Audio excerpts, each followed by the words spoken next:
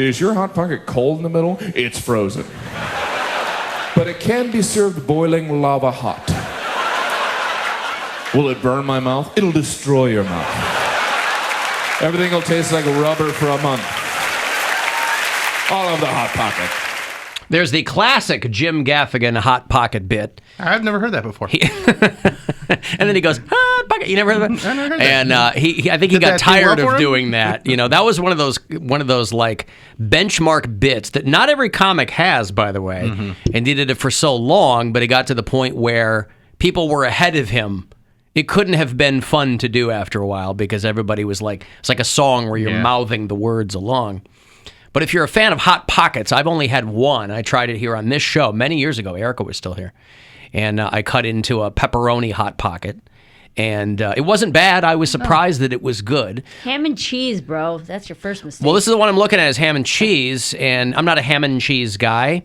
But the pepperoni was good, right? Like a calzone, that kind of thing. Yeah. But I was reading about how I'm sure that the R&D department at Hot Pockets, whoever owns them, was like, you know what's been holding us back all these years? The hot part. The hot part of Hot Pockets is what's holding us back. So Hot Pockets is getting ready to roll out their new thaw and eat sandwiches. Cold Pockets. This is your food news for Soggy pockets. Yeah. They're like, let's ditch the microwave. Somebody must have been looking around and go, look, there's all kinds of food now, Lunchables. They don't need to be refrigerated. This is edible food that's on a friggin' shelf, not the cooler, a shelf that you just take off and eat. Hot Pockets Deli Witch is what they're calling them. And you don't have to nuke them. They're meant to defrost within 2 to 4 hours, and then you just eat them. So they're thaw and eat sandwiches. So you got a box of them, right? You take one out of the freezer, you stick it on the counter. By the time lunchtime comes around, you've got probably a medium frozen Hot Pocket. And it'll come in 4 varieties. Cheddar and ham, Mary's favorite. I don't know if I'd eat it like that. Turkey and Colby. Maybe that's scratching you where you itch. Pepperoni mozzarella, and then one just called cheese melt. But it's not going to melt if you just let it thaw. No. Yeah. So I'm curious how they arrived at this. I mean, again, you've got to keep moving things forward. You got to, something that's been around as long as Hot Pockets have, they have to sit around and figure out how can we reinvent the wheel here. They're going to show up nationwide this week. You buy them in a box of 4. Why? So it's why like not, why not just make a sandwich? Make a sandwich? Make a sandwich that isn't wet. Well, that takes a couple of seconds, right? I mean, that takes a minute to put that together. You might not have all of the ingredients. This morning I had a PB&J before I went to work out. But, if I had a thaw and eat Hot Pocket. You could have had it 4 hours later. I wouldn't eat that. No, I wouldn't take it out and eat it. Like when my daughter was little, you know how kids love those. I'm sure your nieces love those Uncrustables. I love those Uncrustables. They're dynamite. Yes. Now, so good. for a while, that was all she was eating, and then overnight stopped eating them, right? Yeah. So we still have like a box of them left. Bring them in. But you would you'd take those out of the freezer and put them on the counter and let them thaw. We always just put them in the fridge. Oh, in the fridge? Mm-hmm. Well, we got into the habit. I tried to get into the habit because she liked them so much a while back that I would try to get into the habit of always having one out of the freezer and on the counter. Because if you tried to nuke them, no, you had to stand there and try to figure out how long, because you'd end up with every like 2 or 3 seconds. Yes, you're like checking because you'd have like lava honey. She ate peanut butter and honey. You'd have like lava temperature honey, but the coming peanut out butter's of these still frozen. Correct. It's crazy. Yeah, it's crazy. So Hot Pockets are doing that whole thing. I love an Uncrustable. Yeah, they're pretty good. I've never had one. Well, I've only had the kind she liked, which was peanut butter and honey. I've never had any of the other kinds. I've had the peanut butter and jelly. I didn't know they made a honey one. I didn't know they had a honey one, but those are harder to find. Good, but yeah, but I like the peanut butter with the strawberry jelly. So they make them with Nutella too. Man, this is gonna be a big weekend for me. You're gonna be. We got a long holiday weekend. Yeah. We're done after today for the week, and then we're back on Tuesday. You're gonna have to go out there and. Admittedly, the peanut butter and honey are the hardest to find in stock. For a while. Got It's nothing because but time this weekend. Right, it's because Casa Cox was scooping them all I got up. a show Thursday and a show Saturday at Hilarities. You have a show Saturday? Yeah. What is that all about? It's a stand and deliver with Bill Squire. Audience gives 5 suggestions for the comics to write jokes about, and it's a competition. Lots of fun. Get tickets at hilarities.com. Now, let me ask you this, Okay. because I haven't been to a stand and deliver show, but I hear they're very entertaining. Yeah. Did it for years over in Lakewood, but now we're making a bigger production. What's the format of this? So you have your comics who are going to write some jokes. Yeah. And it's, to some degree, it's like Second City, where they're like, I need a location and an occupation, right? Just one word topic. So somebody yells out, school shooting. No, And I I'll say, won't do that one. And I'll say things like this. I don't want them to do topical jokes. I don't want them to do political jokes. Because that would be the real test of how funny they are. Or sex jokes. You think that is... You don't want the low-hanging fruit. I don't want the low-hanging fruit. I want something... So here's an example of one that I did back in the day when I first started doing this competition, was somebody said aglets. The hell's an aglet? On your I shoes. had to look it up. Yeah, on your shoes. The metal And rings so, that your shoelaces go through. Oh. being the clever person I was, I made a joke about how aglets would be a great euphemism for all the boner pill commercials where someone's before they take the Viagra, they just got a floppy shoelace they can't get through the hole. Sorry, I'm they take confusing the- my aglets and my grommets. Aglets are the metal at the end of the shoelace. Yeah, that's what. Yeah, right. Yeah. So I made a joke like that, and yeah, it's gone over pretty well. So somebody tried to screw you with aglets. They really want you to put the rubber on Yeah, the road, but- and then you go, I came up with something. But that's the beauty of it, is you can make almost anything Okay. into a joke about penises. Hey-oh. Yes, you can. But I thought you said no sex jokes. No sex topics. So you can turn it into a sex topic. Right. Most Oh. people do. Really? Mm-hmm. Well, then why not just take sex topics? That's Because- why I don't like doing it sometimes. Because- it's such, like you talk about low hanging fruit, like you turn anything into a penis joke, like Bill said. But it's fun. It's still fun. It's a fun And writing it depends exercise. on what people Yeah. shout too. Yeah. That's why it's so crazy. Right, and you'll always get people, and it's more of the reason I don't want them to yell out sex topics is because you'll get the same topics every time. So I will moderate the portion of the show where people are yelling out topics, and I'll be like, no, that one's not going to work just because you're going to hear a bunch of jokes about that already. So I want something a little stranger, a little more, something that you think that you couldn't write a joke about, and then you end up getting a good joke out of it. Okay. I like that. Before I move on from food news, let me blow your mind briefly here, because there's a lot of these things that I'll read about, and they just don't kind of stick with me. More than turkey thaw? I assume that the same company owns Ritz crackers and Oreo cookies. Mondelez, Yeah. I think, is the company that owns both. They own a lot of things, right?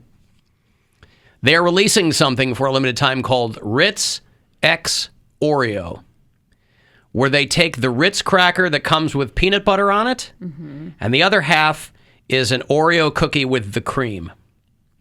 So it's a mashup cracker sandwich with one half Oreo and cream, and the other half Ritz and peanut butter. I don't hate it. I would fill my basement with these, I just was like, on I the really don't description hate it. alone. Except you got to go to Oreo.com to do it. Oh, what an extra step. I didn't say there weren't hoops to jump through, but that's one of them. All you got to do is pay, you got to order them. You got to pay $3.95 for shipping. Order them up. I think I'm made of money over here. Aren't you? No. Am I the only millionaire here? You are the only millionaire Oh my here. God, One that's of the only ones in crazy. Cleveland. That's crazy. I Cleveland got didn't some know old that. money. What's that? I said Cleveland got some old money. Cleveland does have some old money, don't they? They've also got some new money. Who do you think is the most recent local millionaire? Is there You. any way to know that? No, I wouldn't know that. Someone probably won the lottery recently. Probably Here? hit on a scratch off or at the casino or something. Well, yeah, we heard about probably. it. No, they don't report every single winning. Over $1 million? I mean, like the news doesn't report it. Right, you mean publicly. They Right. don't have to. Let me play a message here off of the iHeartRadio app.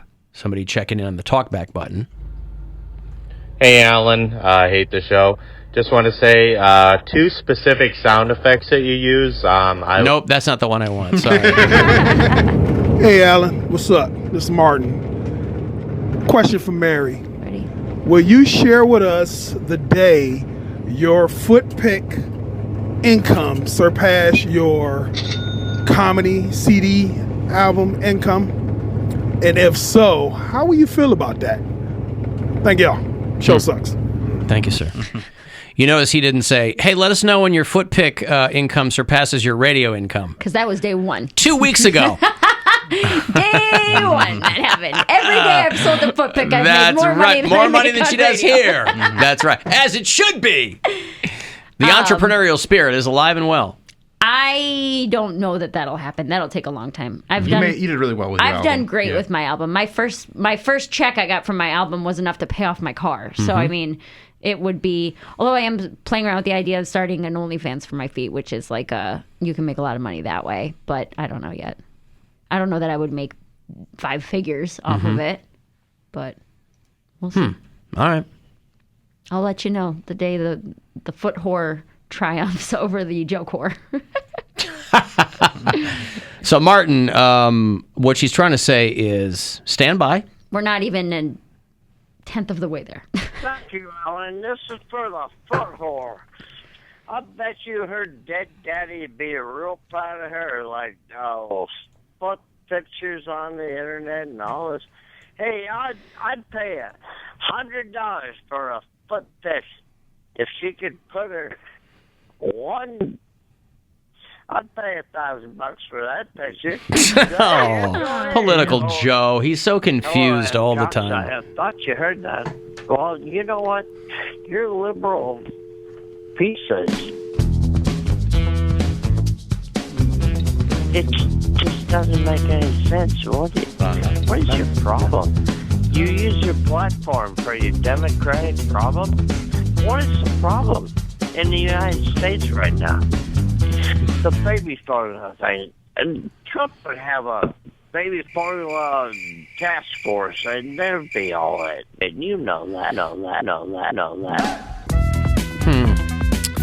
Yeah, he's been noticeably silent from the After Hours line as of late. But he Long holiday weekend. Yeah. I'm pulling for political Joe to call. I was watching a video on TikTok. This guy in San Diego created something he calls the Dog Zapper 2000. It seems just as annoying as the thing he's trying to remedy. He has a neighbor whose dog barks incessantly. And so this guy hooked up an air horn that honks every time the neighbor's dog barks, which is like funny on the surface, but you'd have to hear this horn all the time then too. You're just creating more noise. I don't know, you're going to get into a Donnybrook with your next door neighbor. So my neighbor got a dog, and the damn thing barks nonstop. I mean, I roll over in my bed in my own room in my own house, and this damn dog barks. And so I went ahead. His girl can't stop wheeze laughing as she's filming this, by the way. Built this invention, the Dog Zapper 2000. Dumper.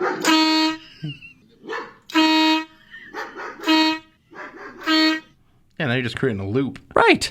Be careful on the April Fool's jokes. Guy's name is John DeMaria, who's like a firefighter or something out there. The Dog Zapper 2000. Every time it barks, the zapper should go, tell us all about it. Tell us all about it. Maybe I'll send this to the guy and then... that would work. Tell us all about it. Right. Rough. Tell us all about it. Forgot about tell us all about it. So creepy. Tell us all about it. That's enough to make me want to put my dog inside indefinitely. Like, you're not going nowhere near that neighbor's house. Tell us all about it. Speaking of dogs, if you have a pug, I have a friend who has 2 little pugs, Meep and Patches. And sometimes I'll drive by because he lives in the area, and I'll see Meep and Patches sticking their faces out of the back window there. 2 little pugs. And they've said that if you have pug dogs, the health of a pug. And if you've seen one, they breathe very heavily and these scrunched little faces and these so ugly bug eyes. They're some people so think ugly. Some people think they are adorable. No. I mean, I They're can't the imagine. ugliest dogs You out must there. think that these dogs are really cute and good looking if you get them, right? But veterinarians have said that the health of the pug dog is so poor that it can't be considered a typical dog. It is no longer considered a typical dog from a health perspective because pugs face such serious health conditions that they are substantially worse than other dogs. They compared thousands of pugs to thousands of non-pugs. They are twice as likely to experience disorders all the time, as opposed to other dogs. That's so sad, though. It's not their fault. It is sad. Yeah. But they're very, very popular. And they are cute, Mary. No, they are yes, not. Yes, they are. They're cute little smush faces. They're nasty. It's like a little push dog. Like if they're in a little push pop and you just, and then there's a little My brother has dog. a pug, and the thing is so... It's cute. It can't breathe. It's always drooling. They have Its stupid face is smashed. They have breathing disorders. Their brains are essentially squished into a box that is too small. Their heads. So veterinarians are trying to get people to say, hey, consider the health of the dog over the fact that you think it's cute and want one. But that doesn't make the dog go away. Right, I mean, so just we're because you don't have saying- one. And I don't understand how just because one race of dog, one species of dog is breed. I'm sorry. Yeah, they're all the same species. What one breed of dog is less than the other, like that. It doesn't make it any less of a dog. Well, no, but I think that they should. I think maybe the point is they should tell prospective buyers, I hope you have a lot of money for veterinarian bills because you're going to be spending a lot of money on breathing issues, skin issues. They said they're much higher risk of skin fold infections. Because they're nasty. Because they have more skin than they need for the size of their face. So they get a lot of skin infections. Obstructive airway syndrome is 54 times more likely to have that breathing disorder than other dogs. That makes me want because to they have say very awful. narrow nostrils. Go get a pug, Cody. I can't afford me. I am a pug. I don't. I just want to save them because they don't know any better. It's not their fault. They're pugs. Yeah, but you and your dog could both have a skin fold disorder and I think breathing you would do good troubles with a dog. I probably would be. I think a dog would help with get you moving more, get you out more. I don't know if my apartment. I don't think my apartment allows me to have a dog. But when I move out on my own, definitely would like a dog. Is that a plan you have to move out on your own? Yeah, next year. I mean, we're Tell us all about it. We're renewing this lease this year because I don't have anything in place right now, and I would have to move out within a month. But after that, yeah, I'm out. There you go. And where will you go? Tulsa, Oklahoma? No, I'll have a place of my own. I don't know. Yeah. In Cleveland? Possibly, unless I get fired. Well, I guess you'd have you'd be forced to make a decision then, wouldn't you? Correct. He's not leaving unless you make him. I'm not making anybody do anything. I'm saying, even if you fired him. He said he wouldn't leave unless he got fired. Well, I have didn't no say intention that. of firing him. Didn't you just say that? You said in Cleveland? You said, yeah, unless I get fired. Yeah, but that's not necessary. I can still find another job here in Cleveland. I mean, if I got fired, that would just mean my income is taken away. I sent you a picture. There's a Freshens in the Denver airport. Yeah, that's right. Freshens. That's the I've only. never seen one. That's why he talked about it. And I was like, damn, there it is. Well, I Denver haven't airport. either. I've only heard of it because Can't he said it. believe Yeah. you remembered that. Yeah. I can't. Yeah, that's the only other Freshens I've seen outside of the one I worked in. I didn't know Freshens was like. Obviously, chain, I thought yeah. it was. Obviously, it probably was a franchise, but I thought it was a special franchise only on like college campuses. Yeah. And it's in the Denver airport. There you go. It's one of those Denver. things. Of course, they do have everything in the Denver airport. It's This a is massive huge, airport. dude. Yeah. Like one of those weird franchises that's only in like rest stops. Yeah. Like Red Burrito. Yeah. Never seen one of those anywhere, but I never had a Blimpie before, and we. Oh, really? Yeah, when Blimpie good. used to be popular. Blimpie used to Blimpie be was huge, everywhere. yeah. Yeah, I never heard of it until we were at the Fort Worth airport, and I'm like, "What's this?" And Sandwich. yeah. Well, Freshens is out of Atlanta, but there's one at CSU. There's one at Metro Health. See, they're like essentially medical and college campuses. Right. That makes sense. Yeah. All right, I'm going to take a break, and when we return, I'll have tickets for her to see Nikki Glazer 1 week from this Friday. She's doing the Agora, June 3. AgoraCleveland.com's got that info, but if you want to see her, I'll have 2 tickets for you. And then 4:30, no tickets required. I'll have another keyword that could get you $1,000 to go fund to yourself. 35192 if you want to text for anything, and we'll be back.